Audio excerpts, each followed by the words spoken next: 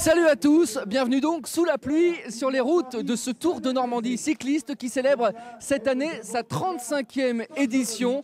Après le prologue hier à Saint-Lô qui a vu la victoire pour à peine 2 petites secondes du Suisse Tom Boly. Place aujourd'hui à la première étape, on va y revenir.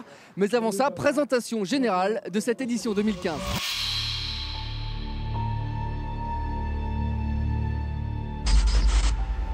7 jours de course et plus de 1000 km à parcourir. Le Tour de Normandie reprend la route pour la 35e fois de son histoire.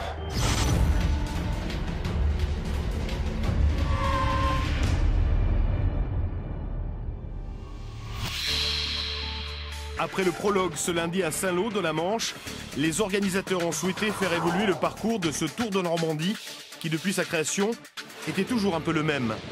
Sur les 5 départements normands, le tracé va changer, avec de nouvelles villes départ et arrivées. C'était notre volonté. On est une nouvelle fois fiers cette année de pouvoir amener des villes nouvelles, comme Duclair, comme l'Aigle, comme un retour à Bagnoles de l'Orne, et puis départ à 40 ans, ici dans la Manche, et une arrivée à Martinvat. 24 équipes de 6 coureurs prendront le départ de cette édition 2015. Des Français, des Hollandais, des Belges et même des Japonais dans le peloton.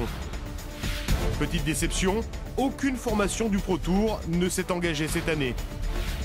Difficile pour les spectateurs, même les plus avertis, de connaître le nom d'un seul des coureurs parmi ceux qui sillonneront les routes de la région cette semaine. Une semaine de course médiatisée. Il est clair qu'en tant que directeur d'une équipe, on préfère avoir une équipe en compétition plutôt qu'en stage en ce début de saison. Et le Tour de Normandie offre un tremplin assez sympa, un beau tremplin sportif pour mettre des coureurs en condition pour affronter les grandes classiques à venir et les grandes courses du calendrier 2015.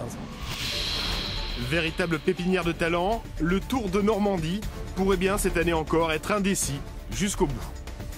Et place donc aujourd'hui à la première étape, la plus longue de ce Tour de Normandie 2015, 207 km entre Colombelles, ici dans le Calvados, et Forges-les-Eaux en Seine-Maritime. Résumé complet de cette étape ce soir dans le journal.